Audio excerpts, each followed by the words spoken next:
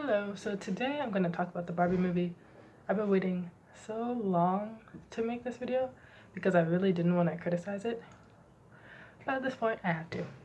So I'm wearing a pink in honor because there were some things about the movie that I liked, but basically my sister's like, oh, let's go see this movie. I'm like, okay, I want to know what it's about, so I went with her, but I liked it, but like some things didn't sit well with me, so I have notes. A lot of feelings about this movie. So the first issue, or the first section of this video, is going to be the problems with the plot, which I'm just going to start out with. There was too many plots. It felt like a lot of people were writing it. It just had a lot too much going on, I would say. But yeah, there were funny moments that I really liked. The music, the costumes, the acting, there were great things. But I don't know, the movie did not sit well with me. So Barbie didn't talk about like pretty privilege. The movie just threw a bunch of privilege at you, and it's just like, okay, just accept that, this is reality. It's like, and the movies didn't really question it because it is honoring the Eurocentric beauty standard. So you can't question like a certain privilege if you're gonna like honor Margot Robbie, who like embodies Eurocentric beauty standards and everything. So it didn't even like question like pretty privilege, or why do we think white people being pretty and not black people. So as a black person, I feel like I have to make this video because I didn't feel that represented. And yeah, that just didn't sit well with me. So the bulk of this video is gonna be about specifically white male fragility, but white fragility. Before I get into all that, I really liked Micara Tour's video and Barbie Deschanel's video on the Barbie movie, and I highly recommend you watch those, and I really agree with them. So patriarchy was made to look really innocent in the movie. So if you don't know, Barbie is run by Mattel, and in the real world, in the movie, Mattel is run by a man, the head of Mattel. And in the Barbie movie, the head of Mattel was a man also. And it just made the men look dumb and goofy, and kind of just made the patriarchy just look innocent. And it's like, patriarchy is a bad thing. It's not just men being dumb and being goofy and incapable.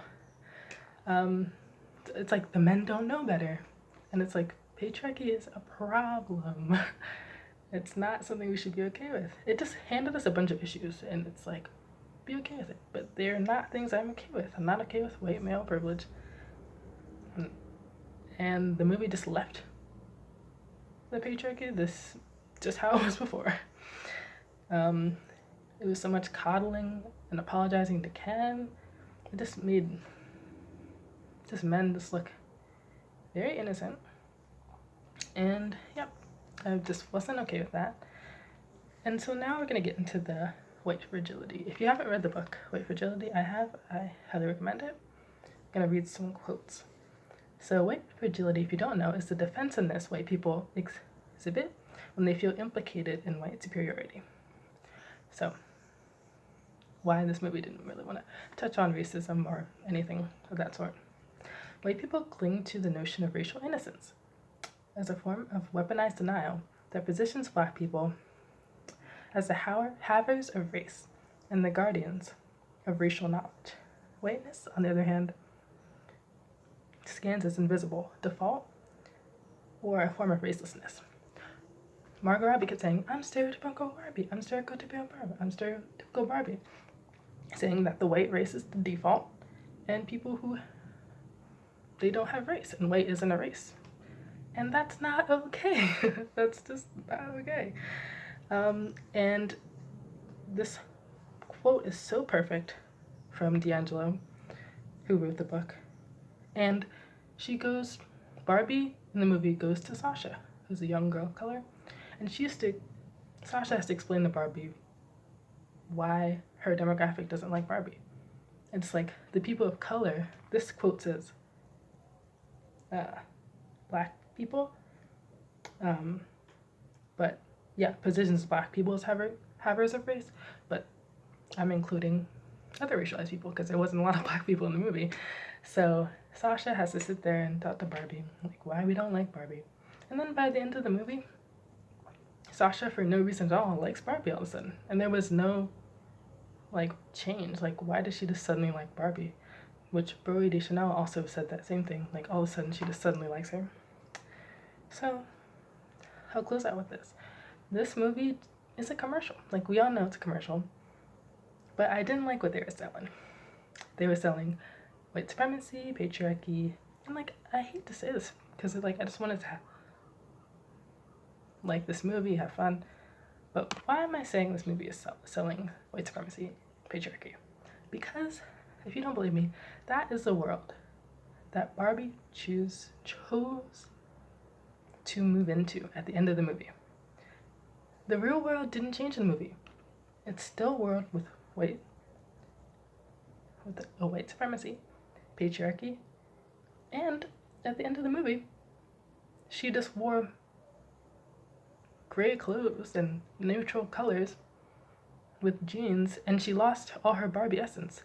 The whole point of Barbie Land is you can be hyper feminine and super successful. Then she goes in the real world with patriarchy, then she loses all her Barbie essence. It's like this is the end.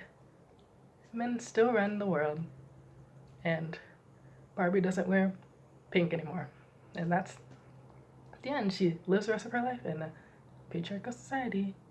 Like, there was no change. Like, they just handed us the status quo, and they're like, oh, so fun. So I just didn't like everything that wasn't talked about in the movie.